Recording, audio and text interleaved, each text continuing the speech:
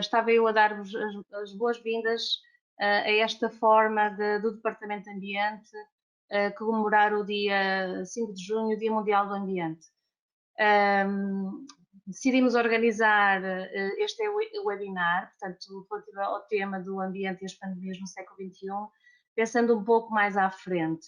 Mas gostaria de começar, obviamente, pelos devidos agradecimentos, nomeadamente aos nossos oradores do webinar, ao Pedro Bailantunes, ao Pedro Esteves e ao Francisco Ferreira, e ao moderador Teixeira de Lemos. Portanto, agradecer a disponibilidade e a partilha dos seus conhecimentos e das suas reflexões.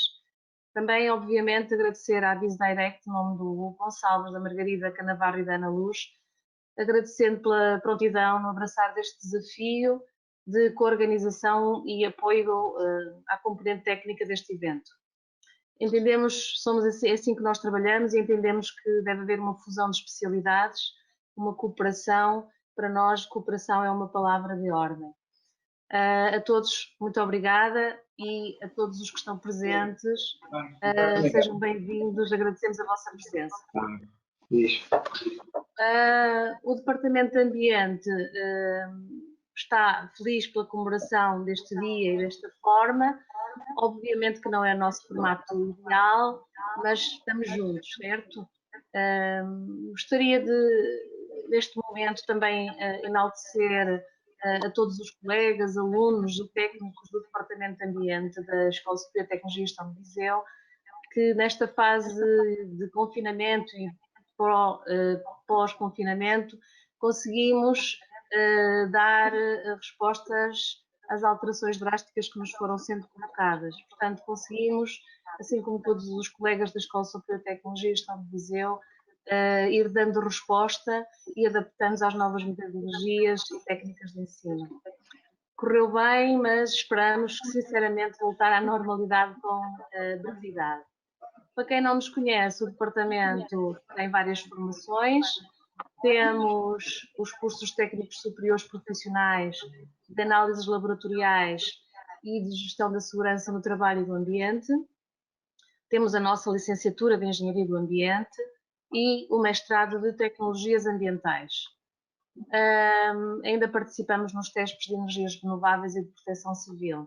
Também fazemos prestações de serviços, temos a nossa investigação na área de resíduos, das águas, da qualidade do ar, incêndios, energia, e temos feito protocolos e colaborações com várias escolas secundárias, para levar a cabo várias formações e parcerias. Este webinar surge um pouco também no pensamento de que o ambiente é de facto mais daquilo que nos envolve da nossa casa. É efetivamente um motor sustentável da nossa economia, e trabalhos têm vindo a ser divulgados que mostram a necessidade daquilo que nós chamamos os green jobs, os trabalhos numa economia mais verde. E provavelmente será isso que nós vamos discutir ao longo do webinar. Mas, para terminar, queria só partilhar convosco algo que me deixa um bocadinho ansiosa. Isto porque tenho ouvido vários comentários relacionados com um certo cansaço relacionado com esta situação. O cansaço e muitas vezes um pensamento do excesso das medidas que foram tomadas. Será que, se não fossem tomadas as medidas, nós estaríamos hoje aqui a falar neste webinar? Como é que estaríamos agora? Será que vêm mais pandemias? Será que estamos preparados? Sabemos de onde vêm os desafios? É por isso que nós convidamos os nossos oradores a partilhar estes conhecimentos todos connosco. Obrigada a todos pela vossa presença. Até breve, e espero que apreciem todas as apresentações e que seja útil para o vosso dia-a-dia. Muito obrigada. Passava então ao Hugo. Muito bem, obrigado, Isabel. Eu queria só fazer aqui um breve comentário.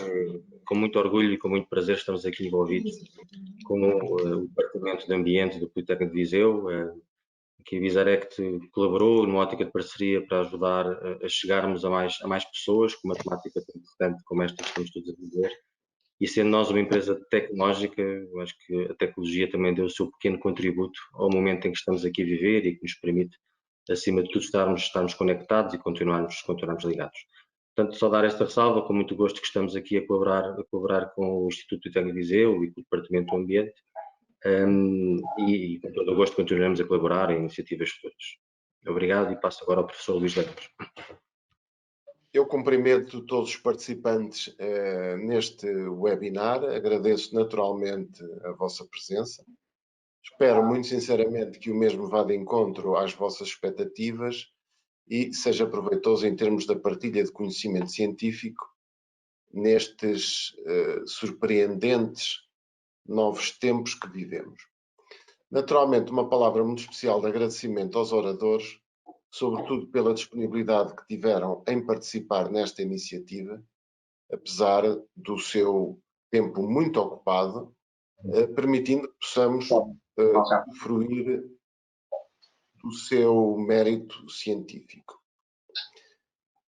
Agradeço naturalmente o convite para moderar a presente sessão e aproveito também para enaltecer as características justamente desta parceria entre o Departamento de Ambiente da Escola Superior de Tecnologia e Gestão do Politécnico de Viseu e a VisDirect, pois ela ilustra bem a nova forma como duas entidades com atividades tão distintas unem esforços e interesses, criando sinergias com o objetivo de partilhar o conhecimento daquilo que nós consideramos ser uma forma ambientalmente mais sustentável. Ora, como sabem, o nosso webinar, o Ambiente e as Pandemias no século XXI, vai ter três intervenções. O ambiente e a emergência de pandemias, os riscos para a saúde humana da Covid-19 e de futuras pandemias, os efeitos no ambiente, a alteração dos hábitos decorrentes da nova normalidade. Vamos ter, então, três distintos oradores, o Pedro Bailantunes, do Politécnico de Viseu, Pedro Esteves, da Universidade do Porto, e o Francisco Ferreira, da Universidade Nova de Lisboa. No final, teremos, então, aquilo que nós denominamos de período de debate. Relativamente ao desenvolvimento do webinar propriamente dito, eu gostaria de referir alguns aspectos operacionais. Primeiro deles, com vista ao maior envolvimento do auditório, nós pretendemos auscultar a opinião dos participantes relativamente a alguns temas. Assim, antes do início de cada intervenção, vamos colocar duas questões de resposta simples e direta, sim, não, talvez. Estas respostas, que naturalmente serão anónimas, só podem ser dadas enquanto os participantes visualizarem a correspondente questão no vosso ecrã, ou seja, só durante o período em que virem a questão no ecrã. Por isso, pedimos também a vossa, digamos, agilidade na resposta, que é muito simples, como eu acabei de dizer. O resultado das respostas será divulgado no final da intervenção, em que elas foram colocadas na fase inicial. E, portanto, nesta vertente, apelava à vossa participação também. Relativamente à parte do webinar que nós designamos por debate, o debate ocorrerá após a última intervenção. A participação, ou a vossa participação, ocorrerá naturalmente da seguinte forma. Está disponível no vosso ecrã um item, um link, Questions. Cada um de vocês poderá utilizar este link para colocar as questões ou dúvidas que entender, dirigidas ou não a um dos oradores. E podem fazê-lo em qualquer instante. Na medida do possível, no final, tentar-se-á responder ao maior número das questões ou dos temas abordados, podendo naturalmente cada um dos oradores opinar sobre as questões que entender, além daquelas que lhe forem especificamente dirigidas. Por fim, e naturalmente também porque consideramos fundamental, por um lado, satisfazer as expectativas, por outro lado, procurar melhorar as nossas iniciativas de divulgação científica, solicito ainda a vossa colaboração na resposta ao inquérito de satisfação, um survey, que será proposto através de um link que vos será submetido imediatamente após o encerramento do webinar. Eu chamo aqui a atenção para esta situação, porque é muito importante, então, que no final não se desliguem de imediato para que possam efetivamente responder ao referido inquérito, já que a vossa opinião acerca do webinar é para nós uma importante mais-valia para a nossa atividade. E passamos então às intervenções. A primeira intervenção tem como título o ambiente e a emergência de pandemias. Como referi há pouco, aparecerão agora no vosso ecrã, sequencialmente, duas questões relativas à emergência de epidemias-pandemias.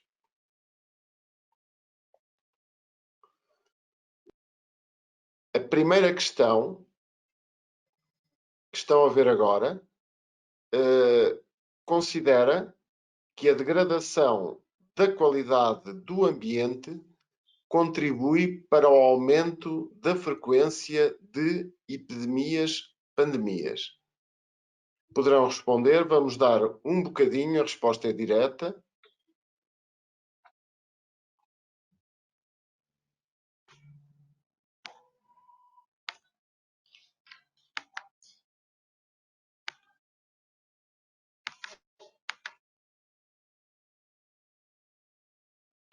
Passamos então à segunda questão.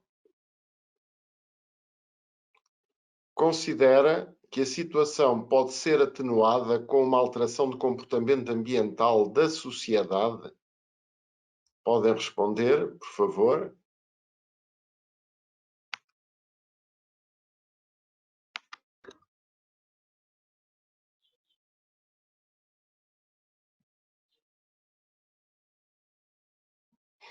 Agradeço a vossa colaboração. A intervenção O Ambiente e a Emergência de Pandemias será apresentada pelo professor Pedro Bailão Tunes. O professor Pedro Bailão Tunes é professor adjunto do Departamento de Ambiente da Escola Superior de Tecnologia e Gestão de Viseu, Politécnico de Viseu, sendo diretor do curso de licenciatura em Engenharia do Ambiente da mesma instituição. É licenciado em Bioquímica, sendo titular de mestrado e doutoramento em Engenharia Civil no ramo de Hidráulica pela Universidade de Coimbra. Atualmente é igualmente vereador no Executivo no município de Viseu. Agradecendo mais uma vez a sua colaboração enquanto orador neste webinar, passo de imediato a palavra ao professor Pedro Bailão Tunes. Olá, bom dia a todos. Estão-me a ouvir? Estão-me a ouvir, né? Então deixem-me só... Perfeitamente. Okay. Já estão a ver a minha apresentação, não estão? Sim. O PowerPoint. Ora, muito bem. Então, bom dia a todos, agora com letras maiúsculas, vá lá. E com letras maiúsculas, precisamente o dia de hoje, por ser o Dia Mundial do Ambiente.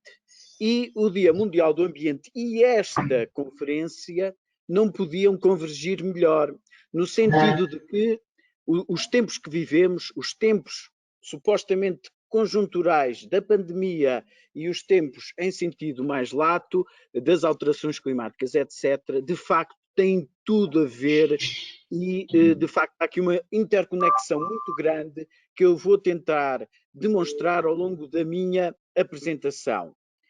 E então, antes de começar de facto, isto só para justificar o dia com letras maiúsculas, queria antes então agradecer o convite por parte do Politécnico de Viseu e toda a colaboração com a BizDirect para que este evento seja possível. E então, de facto, como nós todos sabemos e estamos sempre a sentir, nós estamos a viver alterações globais. Alterações globais em múltiplas dimensões, desde a digitalização, a questão tecnológica, a questão ambiental, etc, etc. E no meio destas alterações globais, de facto, há ameaças que eu tenho aqui patentes várias ameaças. É claro que a ameaça matricial serão as alterações climáticas, assim como eu acho, e não está aqui diretamente patente, mas está na modernidade líquida, que é a questão da perda do humanismo que eu sinto e que se sente na sociedade. Já agora só uma nota, eu mais do que o meu aporte científico, eu hoje quero, neste Dia Mundial do Ambiente, ter uma abordagem mais de sensibilização, é óbvio com a bagagem científica, com a justificação científica, mas o meu tom vai ser com o cérebro, mas também um bocadinho com o coração. E, de facto, não vou nomear aqui as várias ameaças que eu sinto desde há muitos anos. Já agora, eu faço muitas palestras nas escolas, desde 2010 tenho mais ou menos este diapositivo, e as pandemias estavam lá no canto inferior esquerdo, mas eu salientava sempre muito a possibilidade da emergência das pandemias. Eu, de facto, sou bioquímico de licenciatura na área da microbiologia e há muito que se sentia este perigo que vai acelerando à medida que, infelizmente, vão acelerando as alterações climáticas e os problemas ambientais. De facto, e como era a primeira pergunta, os impactos no ambiente têm um aumento de risco nas pandemias. Isto devia ser a conclusão da minha palestra, mas antecipando, logo de início, eu coloco aqui esta assunção, e é isso que eu, em tese, que não é tese, é factual, vou tentar demonstrar, apresentar. De facto, como nós sabemos, estamos sempre agora a ouvir as grandes epidemias que depois se convertem em pandemias, têm origem nos animais, as chamadas zoonoses, doenças zoonóticas, que no caso vertente, isto é, em relação à Covid, tem origem no coronavírus, que veio possivelmente, como sabemos, de um morcego que passou por outro hospedeiro, eventualmente o pangolim, e que depois chegou aos humanos. E, de facto, os vírus, as pandemias, vêm diretamente da natureza. Enfim, depois o homem anda com o tabuleiro que acelera este processo. As zoonoses têm origem, portanto, nos mamíferos, sobretudo os roedores e depois os morcegos. É engraçado que os morcegos são muito transmissores de vírus. Aliás, são um dos mamíferos, parece que não, mas são um dos principais mamíferos a seguir então aos roedores na natureza. E eles, como têm de voar, são os únicos mamíferos que têm que voam, então eles têm um metabolismo muito intenso, estão, entre aspas, sempre com febre. E então eles têm que ter um sistema imunitário super artilhado, passa a expressão, e por isso têm também muitos vírus que para eles não são tão graves como depois para outrem, quando passam os vírus. De facto, como nós sabemos até destas últimas pandemias que têm surgido, as doenças infectocontagiosas emergentes, 75% vêm destes animais selvagens ou outros animais, muitas das vezes criados por pecuária intensiva pelos humanos. Reparem neste número que é, diria, avassalador.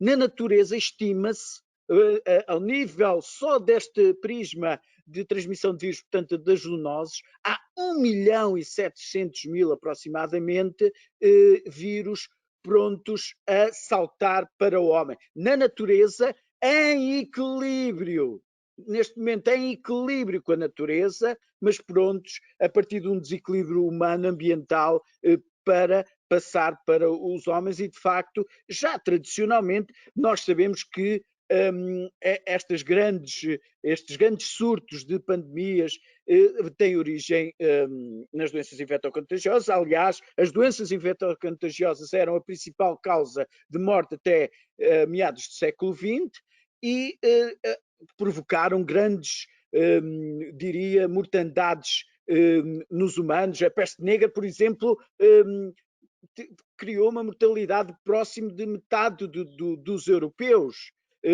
A varíola, quando nós chegamos, nós europeus, nós quando chegamos à América do Sul, eventualmente a varíola terá sido um dos principais culpados da morte da civilização azteca, inca também. Então, através, portanto, da varíola houve, enfim, uma pandemia que alastrou nesse continente.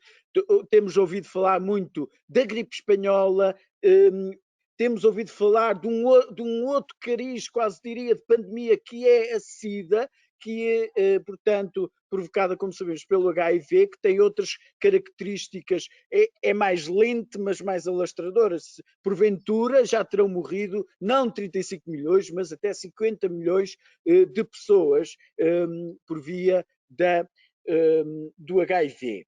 Bom, o que nós temos visto é que nos tempos mais recentes tem havido um incremento das zoonoses, isto é, pandemias com vírus associados ao sistema respiratório. São sobretudo influenza, como acontece na gripe das aves, em que já tivemos vários surtos, e também coronavírus, como foi desde logo o SARS. Parece, e estão ali os números das mortes a branco, parece que tem matado muita gente, mas são avisos. Aliás, a SARS foi claramente um aviso que não quisemos ouvir e que provocou 10% de mortes, mas há outros que podem provocar muito mais mortes, como a gripe das aves, e alastrar muito mais rapidamente. Tivemos o caso da MERS, etc. Tivemos várias pandemias nos últimos 10, 20 anos e têm aumentado, têm origem ambiental. Vejam bem, por exemplo, o caso do ébola. Tem havido vários surtos de ébola. Este último, mais recente, teve origem inicial a partir de gorilas.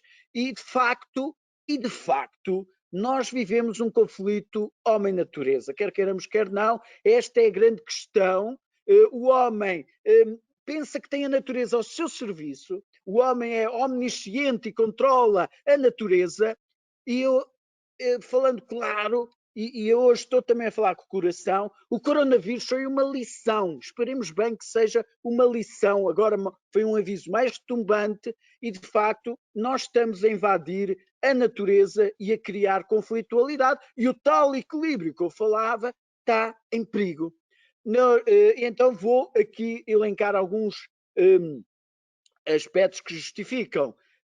Nós somos animais, o Homo sapiens é um animal, e nós próprios dentro do nosso género, quando invadimos o habitat do Neandertal, provocamos por via de doenças infectocontagiosas, à partida, que eles não estariam tão preparados, nós trouxemos da África, mas eles também terão desaparecido por outras razões, não sabe ao certo, mas isso dos surtos epidémicos foi um facto que levou a que os neandertais tenham desaparecido sensivelmente há 30 mil anos. De facto, muitos animais perdem os seus habitats por invasão humana a vários níveis, vamos falar de algumas, e depois eles trazem consigo estes vírus e outras questões que passam a estar em desequilíbrio o que há muito em termos de biodiversidade? Os vírus circulam nesse equilíbrio. Quando os animais estão isoladamente, em que os vírus é um ser vivo, não é? Eu neste momento, enfim, considero mais que seja um ser vivo. Os vírus depois, desculpem a expressão, têm que se desenrascar, têm que sobreviver, mas já não sobrevivem num determinado equilíbrio de milhares de anos, não sobrevivem entre animais e têm de passar para nomeadamente para outros animais, neste caso o Homo sapiens, e aparecem as pandemias. Realmente, como nós sabemos, a urbanização vai invadindo a natureza, a desflorestação em grande monta, como nós sabemos na Amazónia, etc., muitas das vezes para criar agricultura para criar alimentação animal sobretudo do foro bovino. Isso é outro aspecto que não está aqui presente, mas que é extremamente relevante. Vocês reparem, ainda a propósito da invasão de habitats e da fuga dos animais, quando se verificaram os incêndios de 2017, em Viseu, mas noutros locais, em Viseu apareceram apareceram javalis, mas noutros locais apareceram a fauna. Eu até ouvi deliciosamente, como sempre, o professor Jorge Paiva a falar, a caracterizar muito bem isto no evento que fizemos, e de facto muitos animais saíram da natureza e invadiram o espaço urbano. É bem demonstrativo, nós tivemos isso bem presente.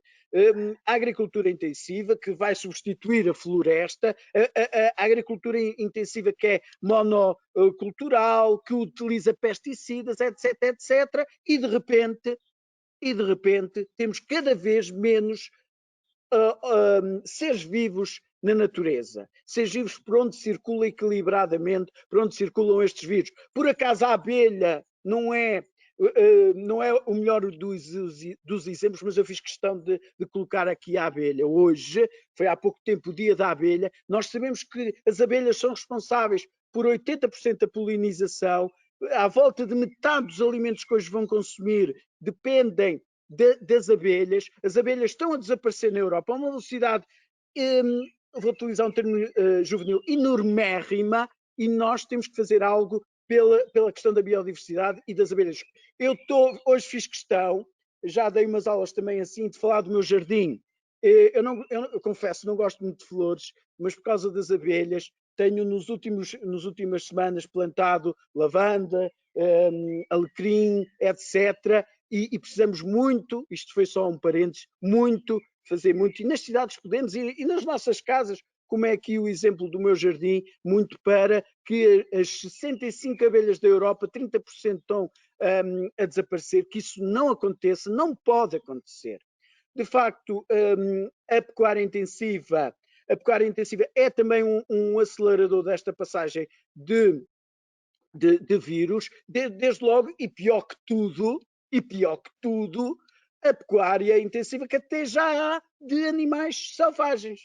Que é o que é que aconteceu, todos nós sabemos, no mercado, olhem o nome, mercado de úmidos. Eu não vou dizer porque é que se chama os mercados úmidos da China. Bom, mas de facto os consumidores vão lá consumir animais, sobretudo são animais numa ótica gourmet, para pessoas ricas, etc., e para a medicina tradicional chinesa. Obviamente, e nós vimos há pouco várias pandemias, muitas delas tiveram, as últimas, muitas tiveram origem em asneiras, é eufemístico, em situações deste género, e obviamente que isto tem que ser travado, é uma questão da humanidade. Bom, estamos a aumentar a temperatura, como nós sabemos, de facto, dentro das alterações climáticas, muita coisa vai implicar no alastramento das epidemias. Por exemplo, eu tenho aqui não uma zoonose, mas doenças transmitidas por vetores, mas também as zoonoses, por exemplo, a malária, portanto, que é uma doença transmitida por vetor, vai subir em latitude, porque há maior temperatura. Nós sabemos que maior temperatura, a não ser a nível de doenças mais respiratórias, mas mesmo assim o coronavírus, pelos vistos, aguenta temperaturas mais elevadas que o normal. E, portanto, maior temperatura vai ser um acelerador de doenças infectocontagiosas.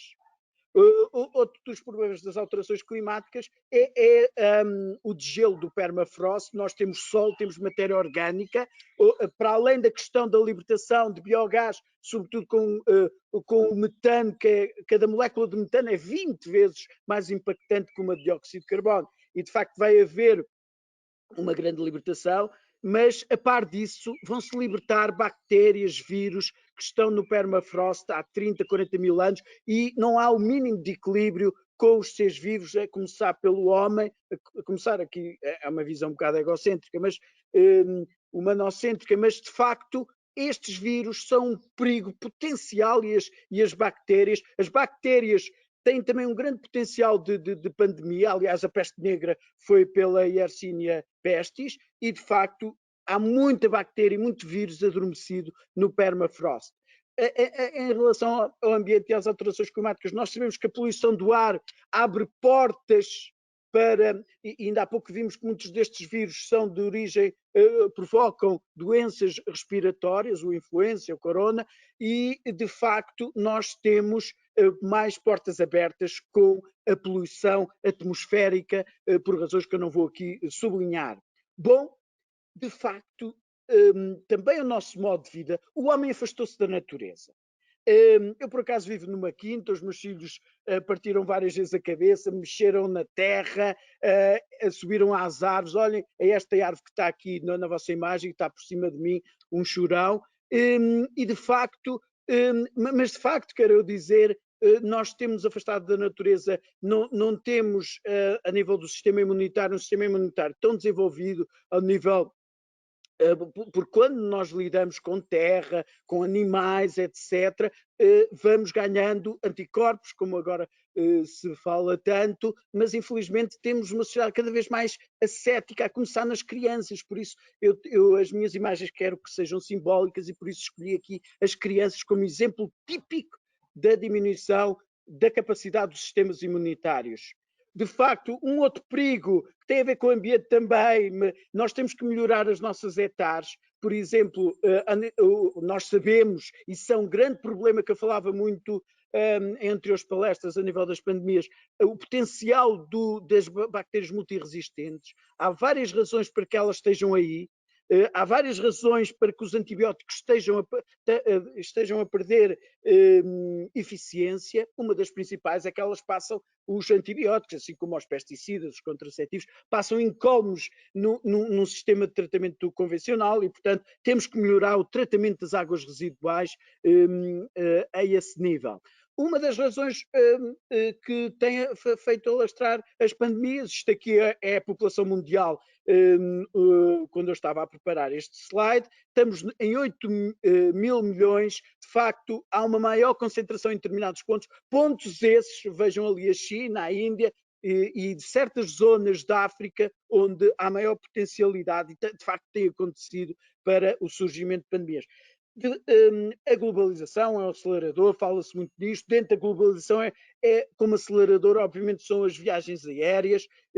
A globalização está a acelerar isto. Eu já estou a caminhar para o final. De facto, o que está a ficar das minhas palavras, penso eu, é que as soluções para as alterações climáticas são as soluções para as pandemias.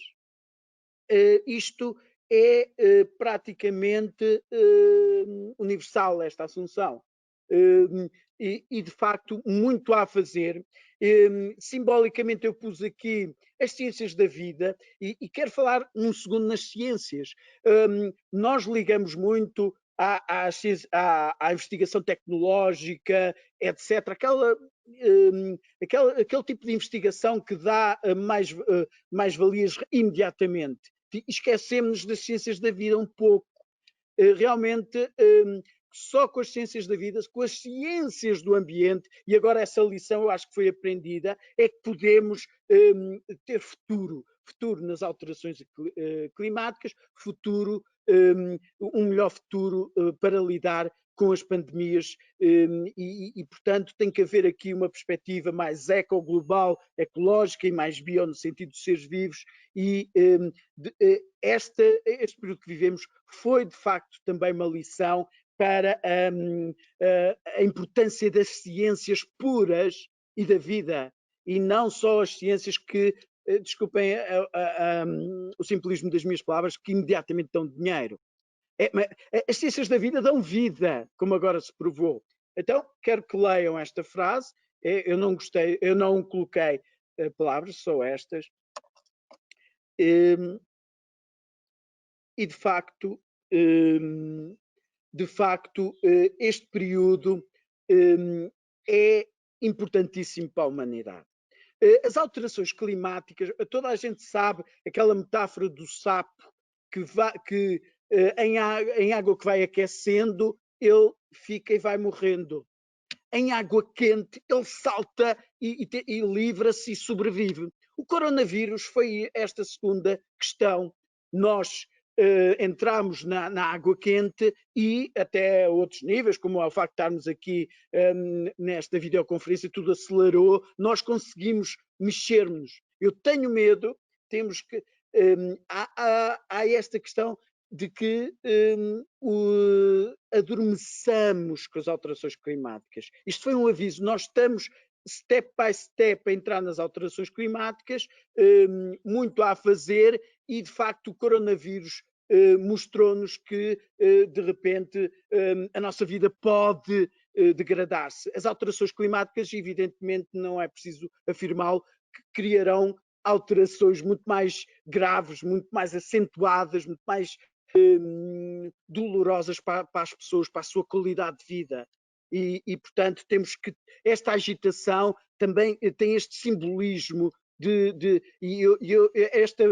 esta imagem não é minha, esta ideia não é minha, eu só aqui estou a apresentar, mas acho que é algo muito relevante este aviso.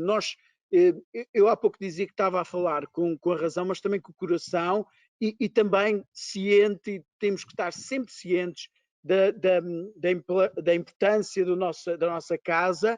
E só o homem, agora estou a falar para o homem, para o Homo sapiens, nós só podemos sobreviver, até por outras vias, de estarmos a perder o tal humanismo e outros aspectos que também foram tocantes, né, com o período que estamos a viver, o período de crise enorme que estamos a viver, e de facto só numa concertação entre a razão, a emotividade e o sentido ecológico, aliás, é onde é o centro, é que nós conseguiremos sobreviver mais e melhor como habitantes deste planeta e como seres humanos. É isto. Muito obrigado, professor Pedro, pela sua intervenção e, conforme prometido, estaríamos então numa situação de ver quais resultados à questão colocada relativa à emergência de epidemias, pandemias, no início ou antes da intervenção do professor Pedro.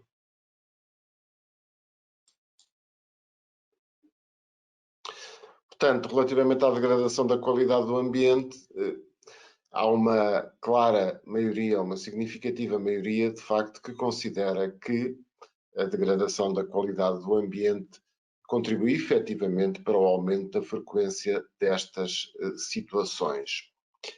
Eu pedi então agora que víssemos a seguinte resposta. Pronto, relativamente, obviamente, ao nosso comportamento, pois ele influenciando a sociedade, naturalmente, se alterarmos o comportamento, vamos atenuar, ou poderemos, eventualmente, aliás, no âmbito do que vimos nesta intervenção também vai nesse sentido e, portanto, a nossa audiência também claramente, ainda mais claramente, concorda que, de facto, o nosso comportamento é essencial para o futuro, ou para o nosso próprio futuro, no que diz respeito a este tipo de doenças. Muito bem. Muito obrigado pela vossa participação nesta primeira questão e passávamos então à segunda intervenção. A segunda intervenção tem como título os riscos para a saúde humana da Covid-19 e de futuras pandemias. E nesta fase, mais uma vez, vão aparecer as questões relativas a este tema, ou seja, aos riscos que as epidemias, pandemias representam para a saúde humana. Peço desculpa. A primeira questão é, de facto, se considera que, e temos vivido este assunto muito próximo de nós, que as autoridades informam convenientemente os cidadãos acerca dos riscos que as epidemias e pandemias representam. Portanto, mais uma vez pedi à vossa colaboração na resposta direta, digamos. Muito obrigado. Passaremos então à segunda questão. A segunda questão já nos envolve a nós enquanto cidadãos, ou seja, considera que se empenha na sua proteção, naturalmente aqui pessoal, e na dos restantes cidadãos? Podem então responder, se fizerem o favor. Muito obrigado pela vossa colaboração, pelas vossas respostas. Ora, a comunicação aos riscos para a saúde humana da Covid-19 e de futuras pandemias será feita pelo professor Pedro Esteves.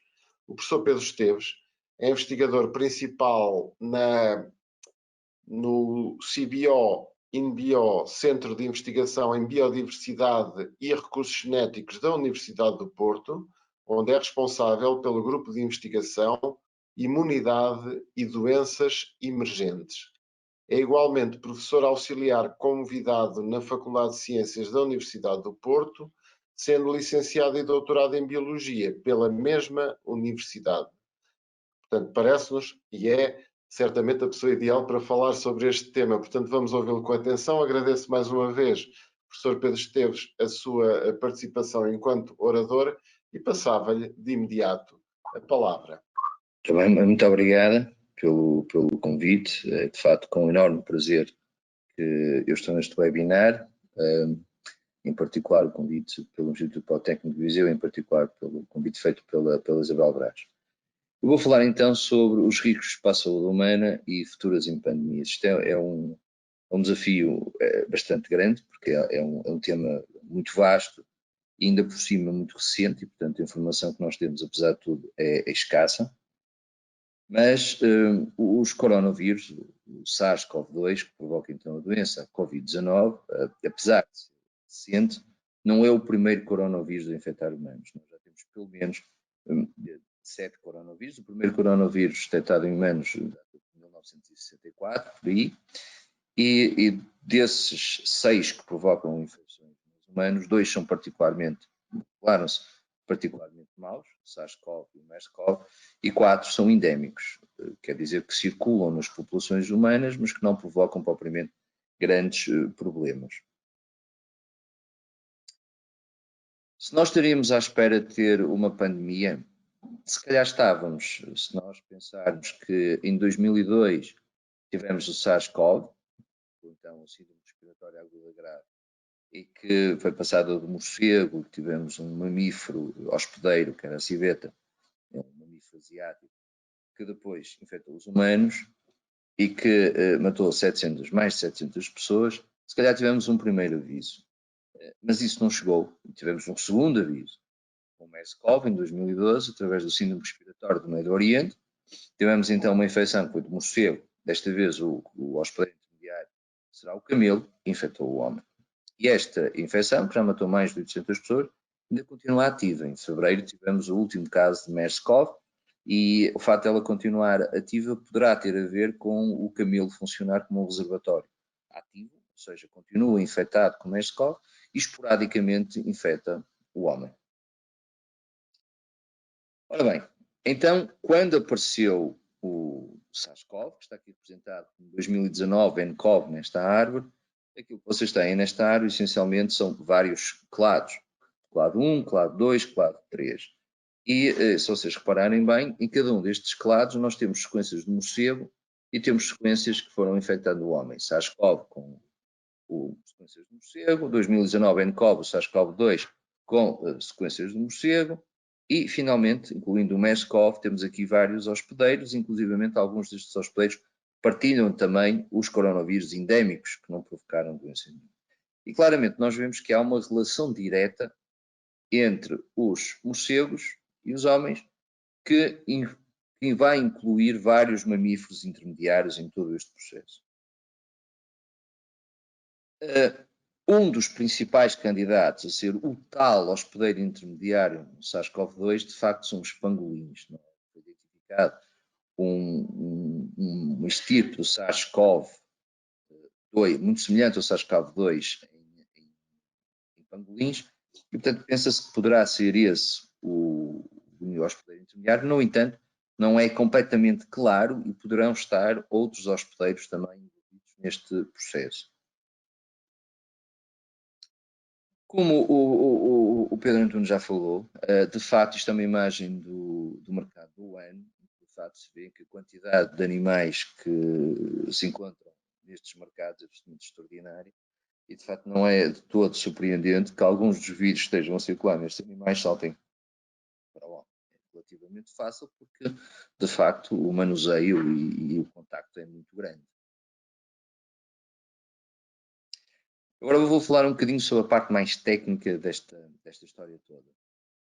O SARS-CoV-2 vai se ligar a uma molécula, o chamado ACE2, que é um receptor que nós temos nas nossas membranas, e o que ele vai fazer então é ligar-se a este receptor, o ACE2, e assim entrar dentro das células, e depois ele não consegue viver per si. Ele vai precisar da maquinaria celular humana, ele vai precisar de, no citoplasma, utilizando, por exemplo, os ribossomas, criar proteínas e replicar-se. Portanto, é através da utilização das maquinarias celular que ele se vai replicar e que vai infectar novas células. E, portanto, ele vai começar a espalhar-se pelo nosso organismo, tudo graças a este receptor, o ACE2, que é a porta de entrada do vírus, é ali que ele se liga, e, portanto, é através dessa ligação que ele consegue entrar dentro das células e começa a produzir-se e infectar o corpo humano. O que é que se sabe? Sabe-se que o vírus mais próximo do SARS-CoV-2 foi identificado em morcegos de ferradura, no género Rhinolophus, precisamente nas cavernas do Wuhan, onde se pensa que terá ocorrido o primeiro grande surto de SARS-CoV-2. Esta estirpe, que é designada por RAT13, apresenta uma similaridade de 96%. É uma grande similaridade, de facto, mas quando estamos a falar de vírus, e apesar do SARS-CoV-2 não ser propriamente um vírus de RNA que tenha taxas de mutação muito elevadas, estamos a falar de cerca de 20 anos de divergência. Portanto, tudo é muito tempo para a proliferação de um vírus. 2 ou 3 anos para um vírus não corresponde a quase nada para nós, mas representa muita variabilidade para os morcegos. Só para terem uma ideia, o homem e o macaco têm uma taxa de divergência a rondar 1%. E estamos a falar de 6 milhões de anos de divergência. E, portanto, em 20 anos temos 4% de divergência nos vírus. O que é curioso é que, embora o SARS-CoV apresente uma grande similaridade com o tipo detectado no morcego, o RAT13, na zona que é chamada proteína spike, a proteína em espícula, que é a zona que precisamente se vai ligar à ACE2, a partilha não é feita com o tipo detectado em morcego de ferradura, mas sim com o coronavírus detectado em pangolim. Há uma similaridade quase perfeita, a rondar os 100%, e os 6 aminoácidos mais importantes para que ocorra a ligação fazem-se precisamente, ou são idênticas, aos aminoácidos que foram encontrados na estirpe detectada em pangolim. E, portanto, a hipótese mais provável que se pensa é que, de facto, o SARS-CoV-2 seja, então, uma recombinação natural entre 2 ou mais genomas de coronavírus. Como é que isto se faz? Para que ocorra uma recombinação entre vírus, o vírus tem que haver 2 vírus diferentes, 2 estirpes diferentes, infectarem uma única célula, e nessa célula, durante o processo de replicação dos vírus, há troca de material genético. E, portanto, a partir de 2 vírus diferentes, 2 estirpes de vírus diferentes, encontramos uma nova estirpe, que é um recombinante entre os 2 vírus. E provavelmente o que terá acontecido, então, é que temos um vírus A, que será um vírus do morcego, que depois recombinou com um outro vírus que estaria a circular, provavelmente no hospedeiro intermediário, talvez o pangolim, e originou então este SARS-CoV-2 com estas características únicas, que é uma grande capacidade de se ligar ao hospedeiro. Além destas características, vocês têm aqui uma coisa que se chama Polybasic Cleavage Site, que é uma inserção de 4 bases. O que é que aconteceu? O que aconteceu foi que, além desta grande capacidade de se ligar, existe na proteína da espícula 2 subunidades, chamadas subunidade S1 e subunidade S2. Na junção dessas 2 subunidades, apareceram 4 aminoácidos que vão criar o que se chama um potencial sítio de clivagem de uma enzima, que é a furina. O que é que se passa? Esta furina, quando ela consegue cortar uma determinada proteína, faz com que essa proteína passe do estado inativo para o estado ativo. E esta poderá ser também uma das razões do grande sucesso do SARS-CoV-2 no processo de replicação e infecção das células humanas. Um outro aspecto importante que eu gostava de realçar e que se tem dado muito pouca importância tem a ver com a variabilidade que nós vamos ter no receptor, no tal ACE2, na Angiotensina Converting Enzyme 2. Porquê que isto é importante? Porque existem neste momento alguns trabalhos que fizeram uma espécie de ranking, uma espécie de seriação sobre se as diferentes espécies eram bons ou maus receptores, ou melhor, se os receptores de determinadas espécies eram bons ou maus na capacidade de se ligarem ao SARS-CoV-2. E aquilo que repararam, e nós temos aqui uma tabela a verde, que são aqueles que apresentaram uma capacidade igual a 100% de se poderem ligar ao SARS-CoV-2. E se vocês repararem, nós temos aqui variadíssimas espécies que existem na natureza e que existem cá em Portugal, ou na Península Ibérica, como queiram dizer. E reparem, temos desde o cavalo, o gato, o lince, a cabra, por exemplo, ou a ovelha, já apresentam um nível um bocadinho inferior, mas mesmo assim muito elevado, 90. E a conclusão que se está a chegar é que praticamente todos os mamíferos são potencialmente reservatórios do vírus, excetuando os roedores. Os roedores aparentemente são de facto, será muito difícil o SARS-CoV-2 se ligar a eles. Isto foi também testado em laboratório, que mostrou que de facto que os roedores, porque têm uma taxa de mutação muito grande, neste género em particular, de facto são muito maus na ligação para o vírus. E, portanto, serão aqueles que não serão a partir dos reservatórios. Mas todos os outros mamíferos são potencialmente reservatórios para o vírus. Outro aspecto importante que não se tem falado também é onde é que isto é expresso. O que também explica um bocadinho os resultados que temos tido de as pessoas mais velhas e as pessoas mais novas terem diferentes suscetibilidades. Aquilo que se sabe é que a expressão desta proteína vai variando com a idade. Nos bebés praticamente não há expressão desta proteína e a expressão desta proteína vai duplicando de 10 em 10 anos. Ou seja, um indivíduo, uma criança até aos 10, 12 anos tem uma expressão muito baixa, dos 12 aos 20 começa a aumentar a expressão e a expressão vai duplicando à medida que se vai envelhecendo. O que parece explicar o porquê de nós termos então pessoas mais velhas a terem níveis de infectividade e mortalidade muitíssimo mais elevados.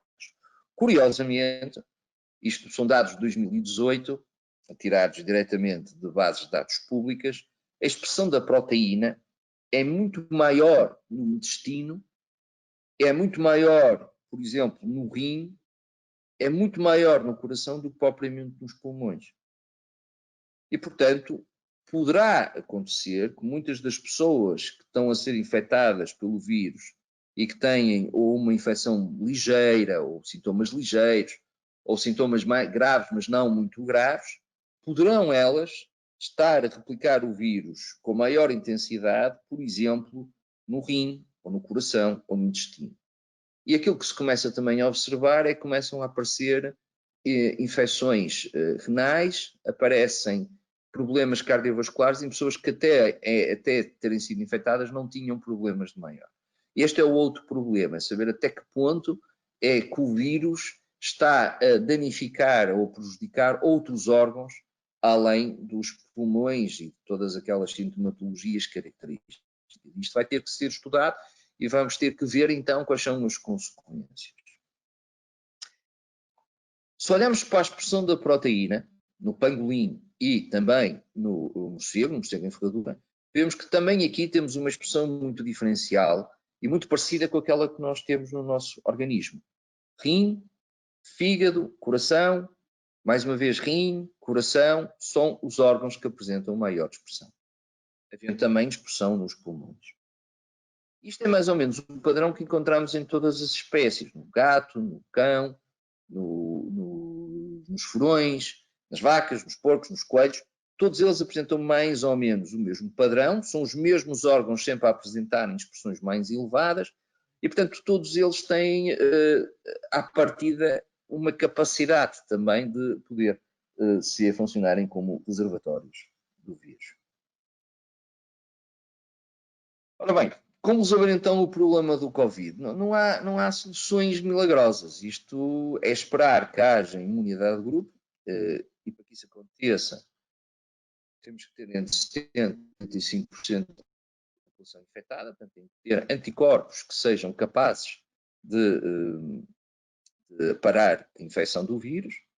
Há vacinação, há terapêuticas médicas. E tudo isto são situações que nós que nós vamos ter que esperar. Não há muito a fazer. É esperar que as populações fiquem confinadas e que haja uma abertura gradual, o mais controlada possível, de maneira a que a população vá ganhando imunidade e não haja grandes surtos de infecção, e tentar isolar os surtos que acontecem. Mas, de facto, nesta altura não há mesmo muito a fazer, é uma questão de esperar. Não há mesmo mais nada a fazer, salvaguardar o mais possível as pessoas mais idosas, são elas que vão ter, à partida, um risco maior de morrerem, mas também terem a noção que não é, que se forem infectados, não é por causa disso que se calhar, se forem infectados e não tiverem nenhum sintoma, ter a noção de que se calhar poderão vir a ter problemas no futuro. Não é certo? Mas ter a noção de que não, porque eu sou novo, vou ser infectado, não me acontece nada. Não sei se é assim. Nós já vimos o caso das crianças com síndrome de Kawasaki, em que vimos que de facto isso não é assim.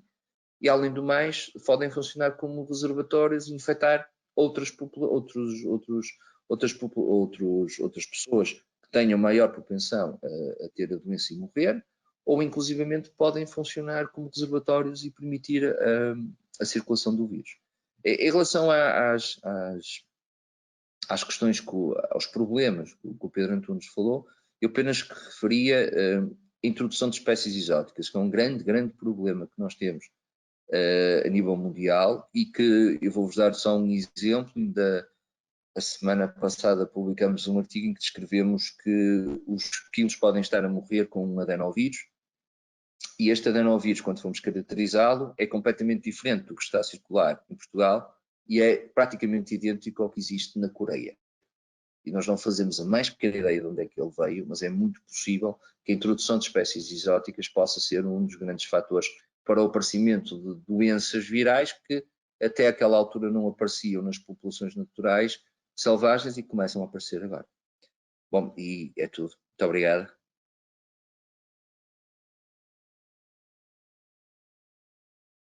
Professor Pedro Esteves, muito obrigado pela sua excelente intervenção. Tal como fizemos inicialmente, iríamos agora então constatar quais os resultados das questões que foram colocadas no início desta intervenção.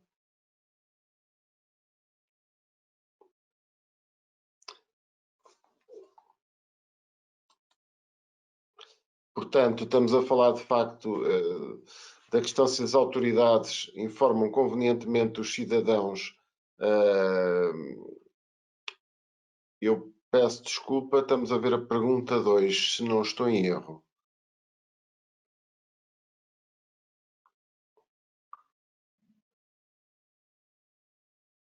Muito bem, muito obrigado.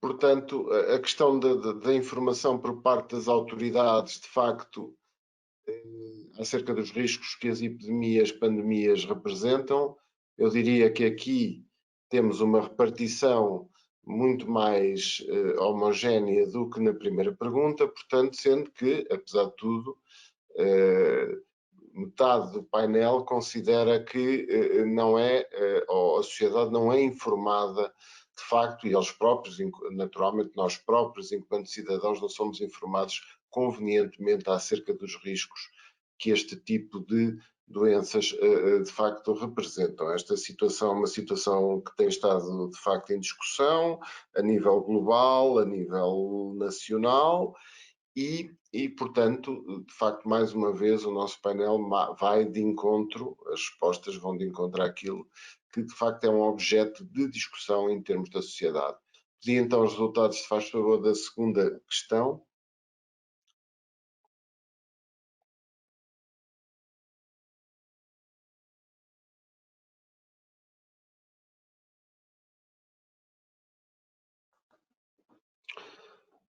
Aqui claramente, sem dúvida alguma, temos todos, e ainda bem, aliás, não é por acaso que estão a assistir a este painel, que de facto são pessoas que estão preocupadas e naturalmente estando preocupadas também procuram proteger-se o melhor possível, não só na perspectiva de facto de si próprios enquanto potenciais pessoas afetadas neste caso pela Covid-19, como também dos restantes cidadãos.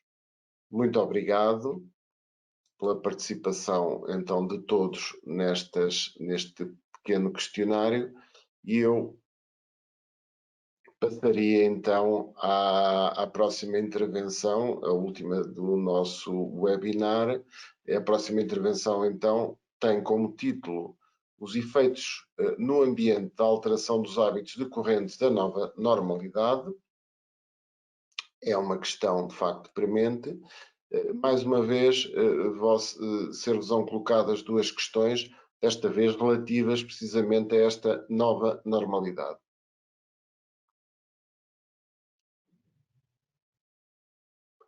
Primeira questão, considera que a travagem forçada pela Covid-19 constitui uma boa lição para melhorar o nosso comportamento para com o ambiente? Será que aprendemos alguma coisa neste momento? Agradecia então as vossas respostas.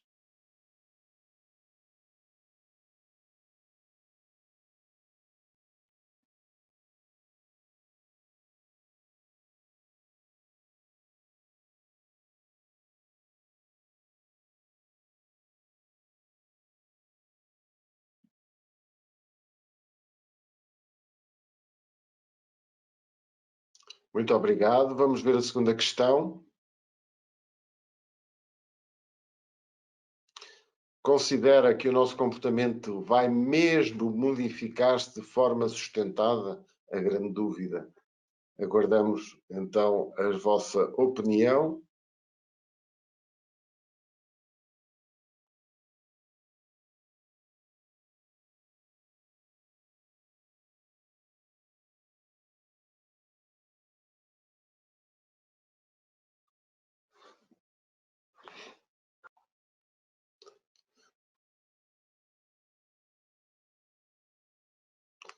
Muito obrigado.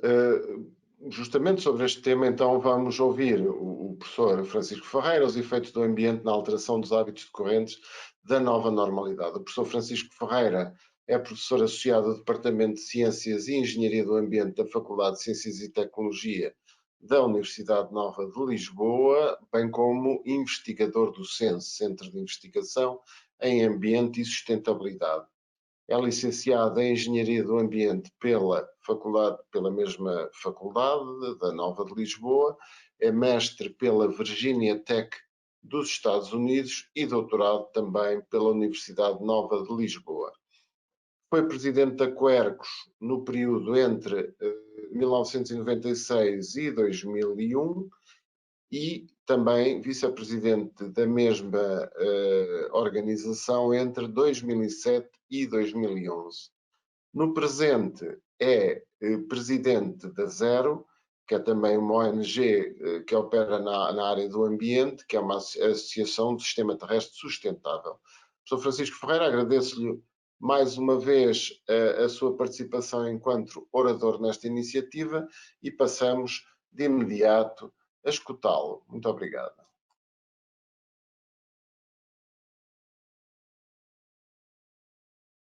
Então, muito bom dia a todos. Espero que estejam a ver o primeiro diapositivo ilustrativo de alguns números dos últimos 3 meses e que me parecem no fundo, ilustrar um pouco aquilo que são os poucos aspectos positivos do impacto da pandemia em Portugal. Estamos a olhar para as emissões de dióxido de carbono entre março a maio, portanto, nos últimos 3 meses, na produção de eletricidade em Portugal, 1,4 milhões de toneladas, no setor rodoviário, menos 1,5 milhões de toneladas e na aviação, menos 1,1 milhão de toneladas. Para termos aqui uma noção da escala, o total anual das emissões de Portugal ronda os 70 milhões de toneladas. E aqui estamos a falar apenas de um período de 3 meses. O dióxido de carbono é realmente um indicador muito importante da atividade económica e destes impactos, quer em termos da globalização e do transporte aéreo, quer do confinamento, no que respeita ao setor rodoviário, quer em relação à produção de eletricidade. Mas a produção de eletricidade aqui é resultado de uma questão conjuntural e de uma questão estrutural. Estrutural porque foi à custa do desenvolvimento das renováveis, da penalização das emissões de CO2, que têm que ser pagas pelas centrais térmicas. Cada tonelada de CO2 emitido custa cerca de 25 euros. E também pela taxação do próprio carbono, isso à escala nacional. Os 25 euros por tonelada é no âmbito do chamado Comércio Europeu de Licenças de Emissão, portanto é um valor à escala europeia. Essas razões estruturais, combinadas com o facto de o nosso consumo de eletricidade em abril e em maio ter recuado 13%, e não apenas aqui, mas também em Espanha, também em França, e portanto haver uma oferta de eletricidade muito maior, e o preço se ter reduzido bastante, isso levou a que as centrais a carvão em Portugal, Pego e Sines, estejam praticamente paradas. Aliás, Sines, desde o final de janeiro, que ainda não funcionou, e é a nossa principal central térmica, e o Pego só funcionou, por exemplo, 5 dias em maio. Como são centrais que, em comparação com o uso de gás natural, fazem muita diferença em termos de emissões, nós conseguimos chegar a estes valores muito significativos.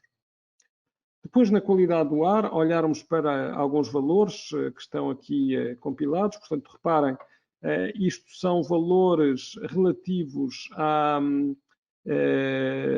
ao NO2, ao dióxido de azoto. O dióxido de azoto tem sido utilizado à escala mundial e também em Portugal como forma de avaliarmos os processos de combustão e indiretamente também o dióxido de carbono, porque, por exemplo, as imagens de satélite conseguem detectar os óxidos de azoto, não conseguem detectar as emissões de dióxido de carbono. E, portanto, nós utilizamos o NO2 como um proxy das emissões de carbono e, ao mesmo tempo, o NO2 é o poluente do ar que tem, neste momento, concentrações maiores, a par também das partículas finas e impactos na saúde bastante significativos, nomeadamente porque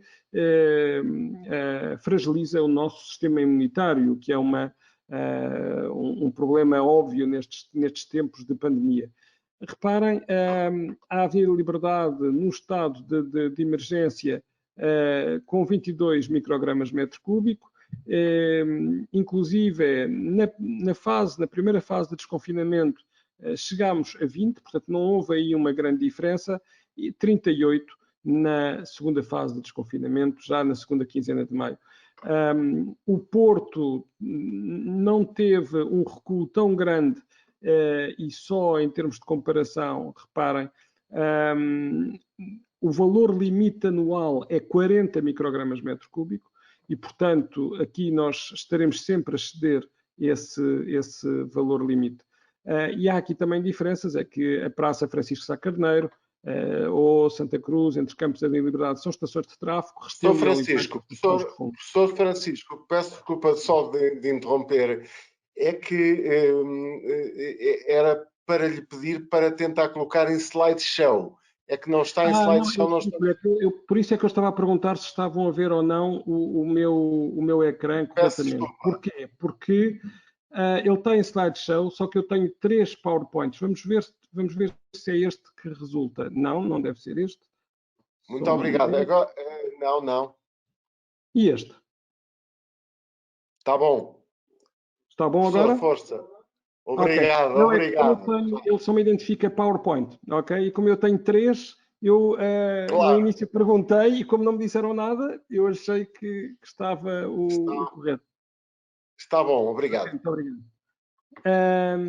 Portanto, este gráfico é talvez o mais simbólico daquilo que foi a redução da qualidade do ar durante estes períodos. Reparem, nós aqui é o total dos dados, aqui é para a Avenida Liberdade, este gráfico, aqui a azul, isto são as horas do dia, a azul é novamente o dióxido de azoto, aqui a azul são os dados de 2019, nós falamos desta curva como sendo um camelo, porque é o trânsito da manhã e o trânsito do fim da tarde, e reparem que durante o estado de alerta e de emergência nós tivemos cá por baixo, enquanto que agora, na segunda fase de desconfinamento, já estamos a aproximar-nos destes valores mais elevados. E no ruído? No ruído, reparem, isto são medições feitas no Campo Grande, junto do aeroporto Humberto Delgado, portanto, aqui em 2019, aqui no final de abril. Vejam a diferença, não apenas os níveis são ligeiramente inferiores, aqui isto é à noite, não é? Aqui é durante o dia, aqui nós temos basicamente o tráfego rodoviário, mas todas estas linhas azuis que estão a ver cá em cima são aviões a passar sobre o Campo Grande. Reparem a diferença, isto significa cerca de 10, 11 decibel num período, quer no período de 24 horas, quer no período noturno, e, portanto, uma diferença avassaladora em termos dos níveis de ruído. Aliás, aqui, em abril de 2020, nós conseguimos cumprir a legislação, algo que não aconteceu em 2019. Bem, se tivermos em conta que 25,6% é a percentagem de emissões de gases com efeito de estufa nos transportes, isto de acordo com o inventário mais recente, percebemos a influência que podemos ter realmente durante uma crise desta natureza ao reduzir bastante estes valores. Mas também aqui temos outras preocupações, porque nós, por exemplo, no desperdício de água no setor urbano, há uma grande diferença entre a meta 2020 e aquilo que se verifica. Nós temos um desperdício da ordem dos 30% e a meta para 2020. E as pessoas estando confinadas, obviamente, estando em sua casa, claro que este desperdício pode ser feito em todo o ciclo, desde a captação até à distribuição, mas houve aqui, sem dúvida, várias oportunidades que nós vamos ter que avaliar nos próximos meses relativamente a diferentes áreas. Uma, sem dúvida, como digo, é a água, mas outra tem a ver com os plásticos. Reparem, a reciclagem de plástico em Portugal ronda os 12%, e neste momento nós já estamos a ter uma nova crise das luvas, das máscaras que chegam aos oceanos pela incapacidade não apenas de nós reciclarmos esses materiais, portanto eles não devem ser colocados nos ecopontos e portanto não se vão no lixo indiferenciado ou para aterro ou para queima, e por outro lado também porque nós realmente não temos um sistema que consiga reduzir a quantidade de embalagens que agora então, com a pandemia, por exemplo, connosco a ir ao supermercado e a não comermos numa cantina, ou num restaurante, e significa muito mais embalagem individual e à custa de não fazermos a recolha seletiva, com um impacto certamente maior. Só para ter uma ideia, a meta para 2020 era que nós tivéssemos 410 kg de produção de resíduos por habitante por ano, portanto, neste caso para 2020. Os dados mais recentes de 2018 e que não têm parado de aumentar, nós vamos nos 507 kg. Aqui são só mais alguns dados que são importantes para agora e para o futuro. Se falamos das alterações climáticas, temos que olhar sem dúvida para a alimentação. Na alimentação, nós temos um excesso de carne que tem implicações evidentes em termos das emissões, nomeadamente por causa da fermentação entérica, das emissões de metano do gado bovino. E em Portugal nós só conseguimos assegurar 15,5% das leguminosas secas que fazem parte da nossa alimentação e, portanto, é realmente uma percentagem muito, muito baixa. Também estando as pessoas mais tempo em casa a utilizar água quente, ela deveria ser providenciada por sistemas solares térmicos. Nós chegamos a 3.000 horas de sol por ano e também em relação às metas que foram traçadas, em milhares de toneladas de equivalente de petróleo, estamos efetivamente muito longe. Há um aspecto importante também nesta questão das alterações climáticas que tem a ver com os incêndios. E a prevenção dos incêndios, o olhar para os incêndios, tem que ser um olhar global, tal como em relação às questões ambientais da pandemia. Eu acho que nós temos que olhar para as questões do emprego, para as questões das emissões, para um conjunto de vertentes. E o problema, agora que se coloca para este verão, nomeadamente, é que nós temos 87% da área florestal é de proprietários privados com propriedades inferiores a 1 hectare. E, portanto, isso torna extremamente difícil garantir que a floresta, que é o sumidor, o único sumidor que nós conseguimos gerir, que retira carbono da atmosfera, que nos permita, portanto, lidar com estes dados. Uma última mensagem: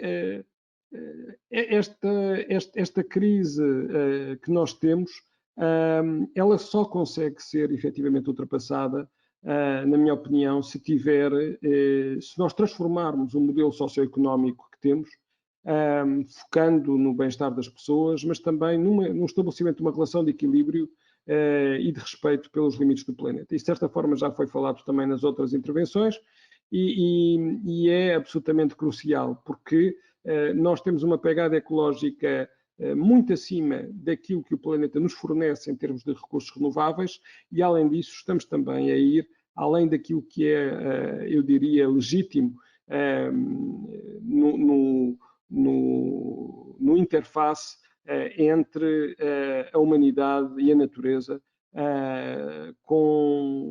obviamente com problemas grandes, não apenas na perda da biodiversidade, mas também no tipo de doenças que acabam por ser transmitidas.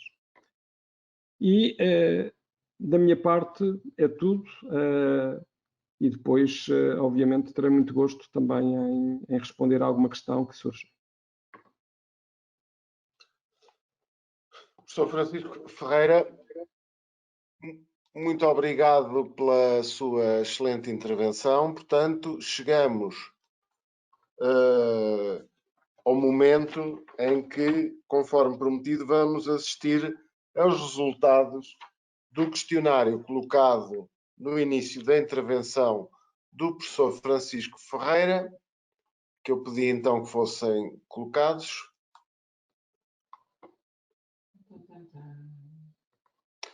Relativamente à questão de se considera ou não que a travagem forçada pela Covid-19 constitui uma boa lição para melhorar o nosso comportamento para com o ambiente, 82% dos participantes consideram que sim, e, portanto, de facto, também há uma larga maioria aqui.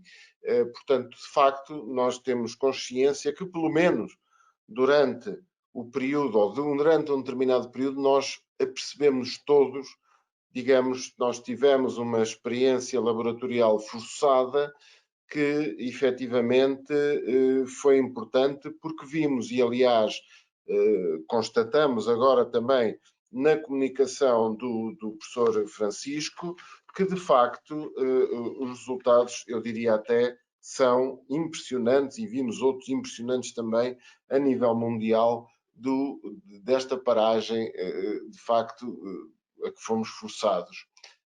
Eu pedia então os resultados da segunda questão, se fizesse a favor.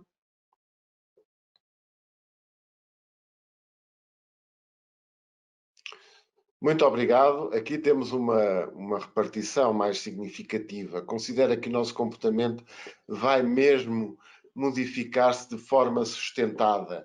A maioria relativa, claro, dos que responderam acha que não. O talvez aparece aqui em segundo lugar e o sim, de facto, reúne cerca de 1/5 dos participantes nesta votação. Na resposta a esta questão, pois de facto é esta a grande incógnita que nós temos, com aquilo que aprendemos, e todos concordamos que aprendemos, de facto, o que é que vamos fazer e o que é que vai acontecer a seguir.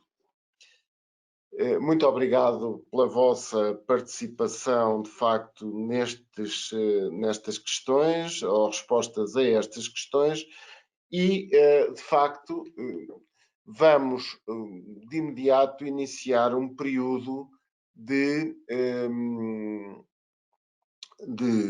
daquilo que nós depois designamos do debate, naquilo que pode ser o debate online, em que, logicamente, os oradores vão intervir verbalmente e a audiência é convidada naturalmente a colocar as suas questões. Uma primeira questão, e aqui mais uma vez recordo aos oradores que estejam à vontade para intervir relativamente a cada uma das questões que vão sendo colocadas. A primeira questão tem a ver, de facto, com a nossa preocupação relativamente ao que está a passar. E eu, enfim, dirigia em primeira mão ao professor Pedro Esteves, e a questão é esta: ao fim e ao cabo, após a primeira vaga, e esta primeira vaga ainda não terminou, o que esperar? Uma segunda vaga a existir, de facto, com que gravidade? Eu recordo que a gripe espanhola, que ocorreu há cerca de 100 anos, a segunda vaga foi muito mais grave que a primeira.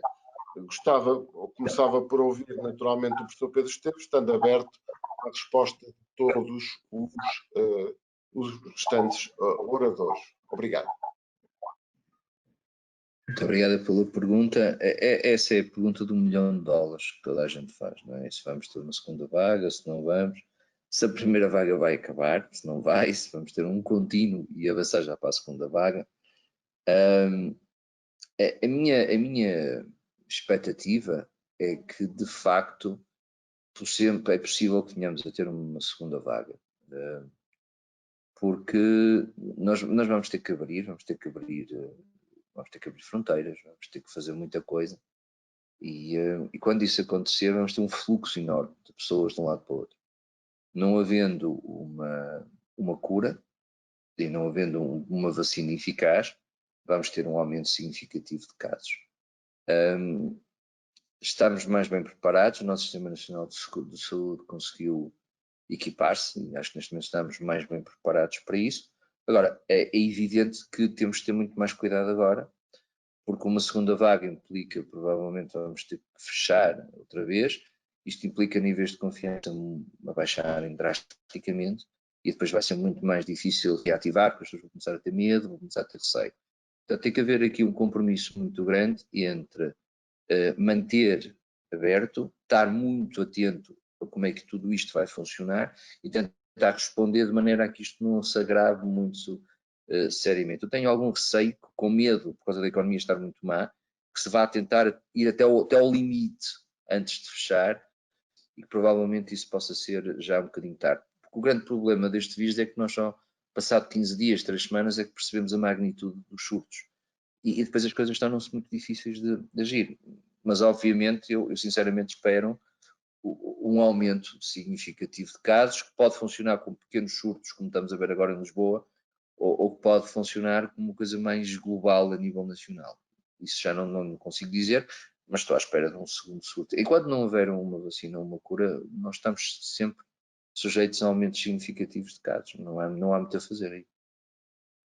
Eu lamento ser portador de mais notícias, mas de facto é assim.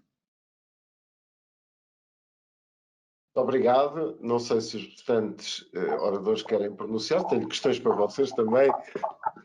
Gostaria de colocar sobre este tema. Não sei se querem pronunciar-se ou não. Se não, passava à questão seguinte.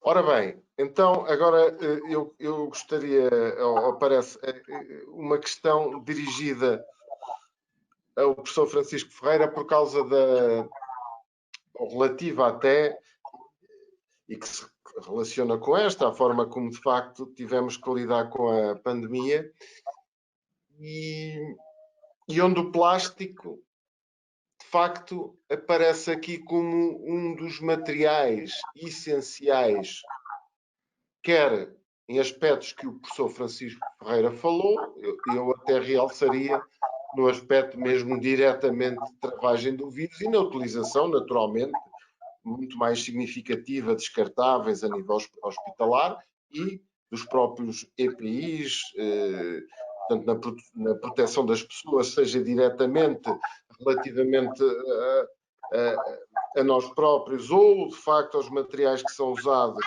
e depois descartáveis. E aqui acabo, professor Francisco, por uma questão de fundo.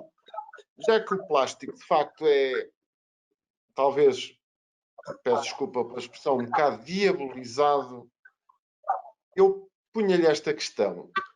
A culpa é do plástico ou é da forma como a sociedade lida com o plástico? Como a educação, a motivação, a ação das entidades governamentais até não serve um bocado até para dar aso a que o plástico seja mal, efetivamente gerido após a sua utilização pela sociedade. Professor Francisco, ponho-lhe a questão em primeiro lugar. Muito obrigado. Eu diria que a culpa é do plástico e a culpa é da sociedade, não é em cada um de nós. É do plástico porque, vamos lá ver, nós temos aqui que separar duas linhas. Uma coisa é o plástico de uso único, que eu tenho, por exemplo, em muitas utilizações, onde é perfeitamente possível ele ser substituído por outros materiais mais sustentáveis, que não venham do petróleo, não é? Que permitam, no fundo, um uso muito melhor daquilo que são este tipo de materiais. Mas, por outro lado, sem dúvida alguma que o plástico tem sido essencial e será essencial na contenção da pandemia e, portanto, nós temos é que não se trata de diabolizar o plástico, trata-se de olhar para o plástico naquilo em que ele é positivo e naquilo em que ele é desnecessário. E nós termos estratégias para efetivamente lidarmos com este tipo de materiais, não apenas o plástico. Por exemplo, a questão das máscaras. As máscaras,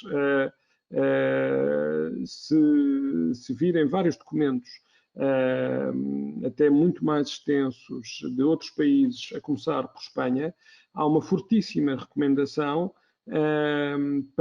por razões ambientais e, ao mesmo tempo, ponderando também razões de saúde, porque é um documento governamental que tem as várias vertentes, para o uso de máscaras não descartáveis por parte da população num conjunto de usos. Noutros usos, obviamente, são recomendadas as máscaras cirúrgicas, máscaras descartáveis, mas isso é claro e tem vindo a ser intensivamente comunicado. Nós, se formos ver em Portugal, a maior parte das pessoas que se calhar já começamos a encontrar em muitos locais, independentemente de um melhor uso ou de um uso correto ou não, são máscaras descartáveis. Portanto, nós temos aqui que, efetivamente, olhar para o plástico não como um inimigo, mas com uma responsabilidade grande do produtor e pensando no produto que está em causa e perspectivando também como é que nós vamos fazer com acrílicos que estão a ser necessários para os restaurantes, com não sei quantos materiais que as viseiras, tudo isso é fundamental olharmos para um futuro em que nós não tenhamos danos significativos no ambiente, como neste momento já infelizmente começa a ser notado, nomeadamente por imagens já recolhidas junto a praias, no oceano e Espanha, aqui mesmo ao lado, tem essas fotografias presentes e Portugal certamente também as vai ter, aí por desleixo óbvio das pessoas que não as colocam no lixo indiferenciado. Muito obrigado. Professor Francisco Ferreira, não sei se algum dos outros oradores quer também opinar sobre esta questão.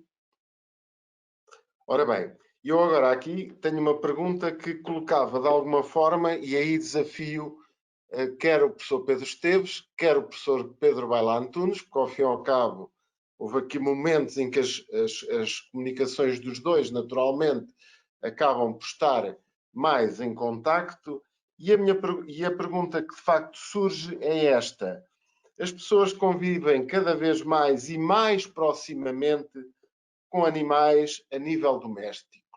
Temos os cães, os gatos, por exemplo, apareceram efetivamente alguns gatos contaminados, pelo menos que eu tenha conhecimento, não sei se cães, mas gatos sim, com a Covid-19, mas agora, de facto, a nível doméstico, não só estes animais de companhia tradicionais, como, de facto, animais e espécies exóticas, que são cada vez mais comuns a nível doméstico, e também até algumas pessoas que acabam por conviver muito mais proximamente com outro tipo de animais, que até que eram animais de quinta, e que hoje em dia até estão no convívio próximo.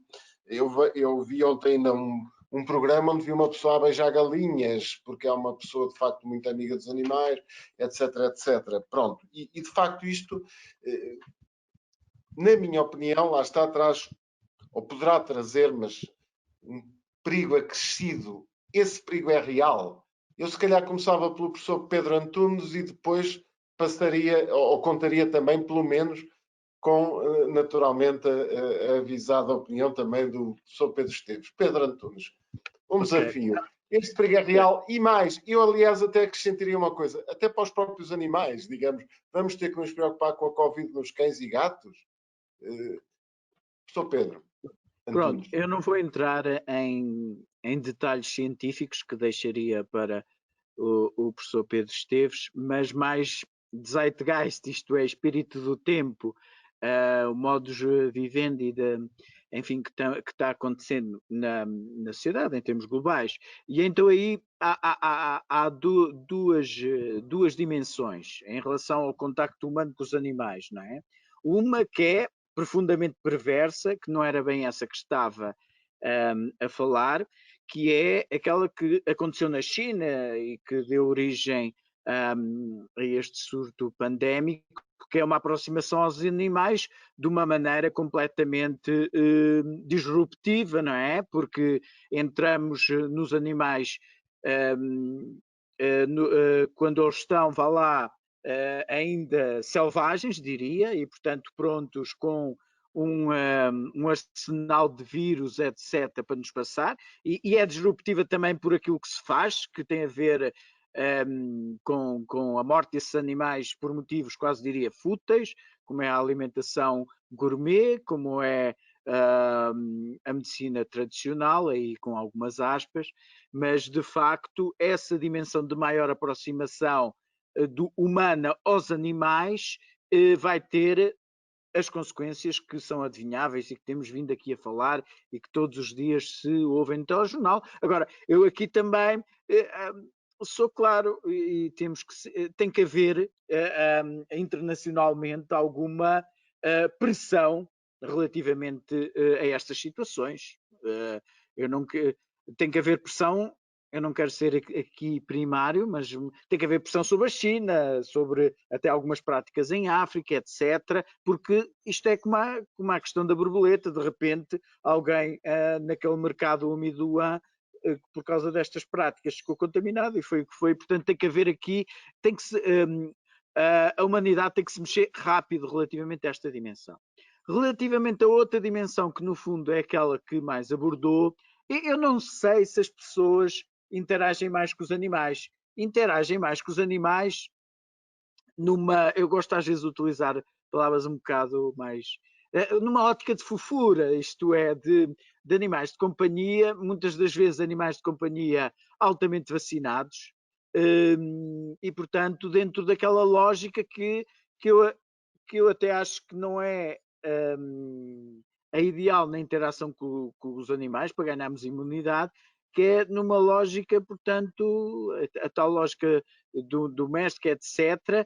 E portanto, eu creio, e não tenho skills, não tenho competências para uma apreciação mais científica, mas eu creio que não será muito problemática essa interação com os animais domesticados, os animais vacinados, etc. Agora, o que nós se calhar deveríamos, e aí já fujo outra vez novamente, mas só para concluir, é termos uma aproximação aos animais e a outros momentos com a natureza, diria, mexer com a terra, como há pouco referi, andarmos mais pela natureza, etc. E aí o simbolismo da educação das crianças não é por acaso, e aí essa maior interação com os animais, com as plantas, com a natureza, só nos vai ter um valor acrescentado, diria, em relação ao nosso sistema imunitário, em relação à nossa qualidade de vida. E eu aí creio que há uma mudança de mentalidade. As pessoas estão a gostar, quer dizer, às vezes é a natureza tipo zoológica, não é? De ver o bonitinho da natureza, mas mesmo enturmarmos-nos na natureza, se calhar no lazer do dia a dia, ao nível do ecoturismo, a nível das pessoas terem práticas agrícolas, a agricultura até diria urbana, etc. Isso só vai enriquecer muito o nosso apor imunológico e conseguirmos lutar contra este tipo de ameaças. É só. Se calhar, antes de passar ao professor Pedro Esteves, fazer-lhe uma pergunta que também surgiu aqui, que é que espécie gourmet consideraria mais perigosa? E já agora, já que estou a falar, depois calma e o professor Pedro Esteves toma de imediato a palavra, era saber, falou na MERS-CoV de 2012, não é? Cujo hospedeiro, ou um hospedeiro de facto preferencial seria o camelo.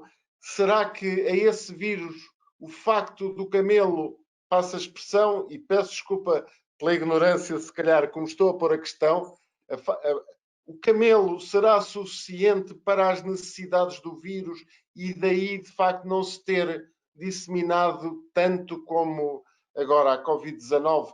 Portanto, Pedro Baila Antunes, se fizer a favor, depois Pedro Esteves, para responder à questão dos animais domésticos e já agora juntando esta questão também do camelo e da MERS-CoV de 2012. Obrigado. Eu não interpretei bem a sua pergunta. Que espécie é que é mais gourmet? Não. Das espécies gourmet que referiu, qual é que acha, na sua opinião, que é a mais perigosa? Não tenho. Ou qual será, tenho... vá, que nós não sabemos. Não, agora, uma coisa é certa, há animais, claramente, e como o professor Pedro Esteves demonstrou, que são muito mais sensíveis, isto é, que têm isto de um modo mais latente, não é? A começar nos morcegos, claramente. E, portanto, a interação dos homens com o morcego, diria-se, eu não quero aqui arriscar muito na minha explicação, que não é científica, mas a interação dos humanos com os morcegos terá que ser sempre extremamente sensível e cuidadosa, porque eles são um armazém, acho que até utilizou essa expressão, um armazém de vírus. Da mesma maneira, isso também sabemos, os perigos, mas aí não tão pandémicos, nem nada que se pareça, e já de certa maneira endémicos, com os roedores, não é? Pronto, mas isso o homem tem sabido conviver com os ratos, por exemplo, não é? Mas, portanto, tem que haver aqui um bom diagnóstico, está mais ou menos feito, mas cada vez mais e mais, porque agora o homem sabe dos perigos disto numa outra dimensão, e haver muito cuidado com determinadas espécies, à cabeça, porventura, os morcegos. É isto. Professor Pedro Esteves.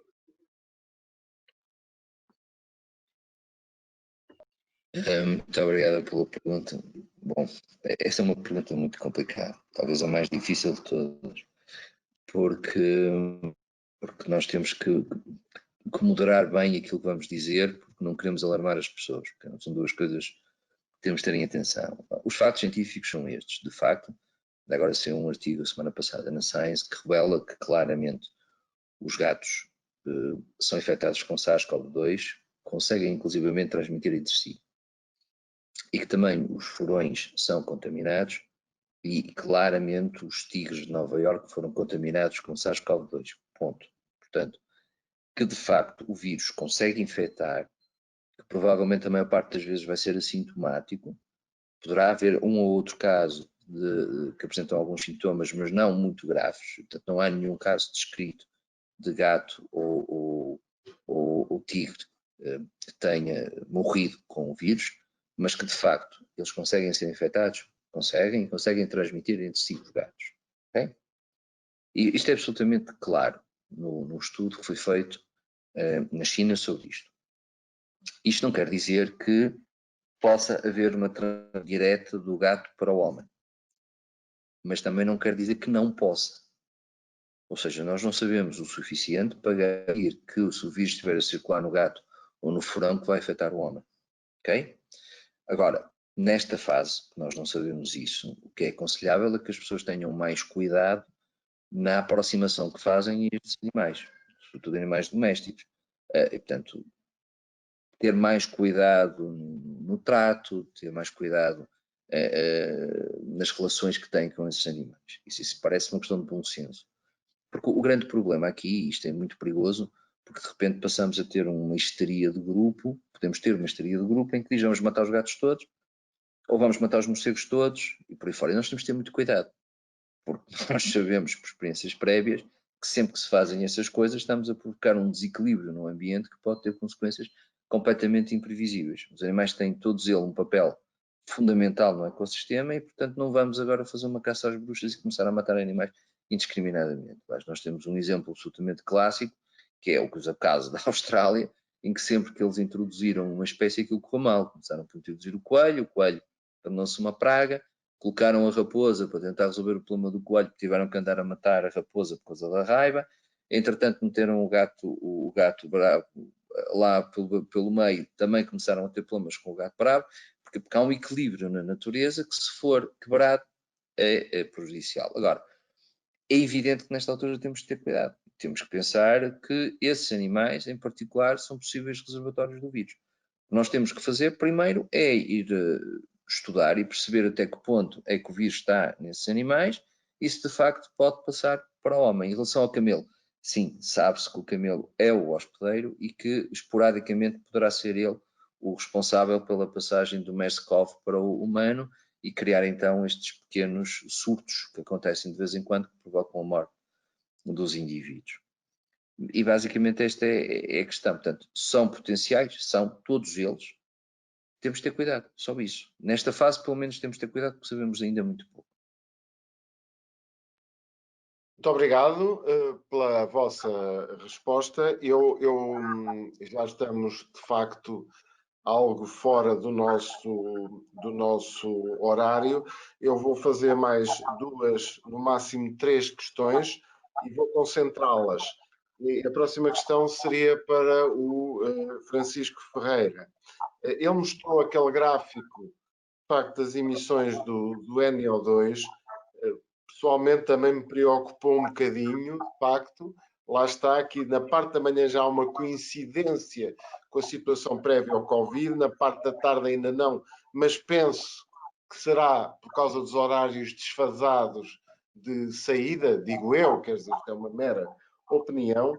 Eu gostaria de saber até que ponto é que, lá está, também esta própria situação vai ou não afetar os objetivos relativos da neutralidade carbónica, ou que influência é que dará a ter? Isto é uma questão que gostaria de colocar então em primeira mão ao Francisco, se fizesse favor.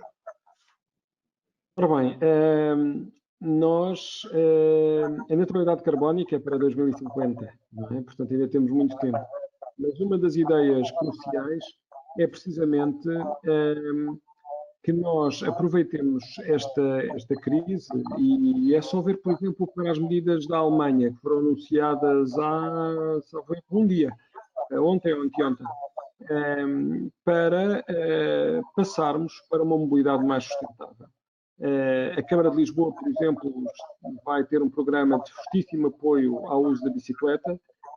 Na Alemanha, eles, por exemplo, estão a fazer uma aposta enorme nos veículos elétricos e nos carregamentos, que tenham, obviamente, também de ter por trás depois fontes renováveis. Portanto, nós no que respeita ao tráfego rodoviário, essa é talvez, aliás, não é talvez, é a principal componente de emissões que nós temos. E para além das emissões de carbono, temos as emissões de partículas, de NO2, são essas talvez as mais preocupantes. E realmente nós temos que ter uma política quer de incentivos na transição para esta mobilidade sustentável, quer de fortes penalizações. E em Lisboa, que é este ano a capital verde europeia, nós temos a obrigação de realmente fazer essa diferença. A intensidade de tráfego neste momento é sabido que é bem inferior ao normal, mas isso não impede que em determinadas alturas nós realmente já estejamos com níveis bastante elevados, principalmente no pico da manhã. E há aqui oportunidades, o teletrabalho, o desfazamento de horários, uma transição para uma mobilidade mais sustentável, como eu disse, são cruciais para nós caminharmos mais rapidamente para uma neutralidade carbónica. Muito obrigado. Eu, dado o adiantado da hora, e acho que resumimos mais ou menos as questões, eu faria uma última pergunta. De facto, dirigida ao professor Pedro Esteves, e naturalmente a nossa preocupação com a saúde é fundamental e ele focou mais esse aspecto, e portanto seria a última questão que eu de facto vou colocar. Tendo em conta o que referiu relativamente aos receptores ACE2, nomeadamente intestinos, rins e coração, acha que estamos perante uma bomba relógio?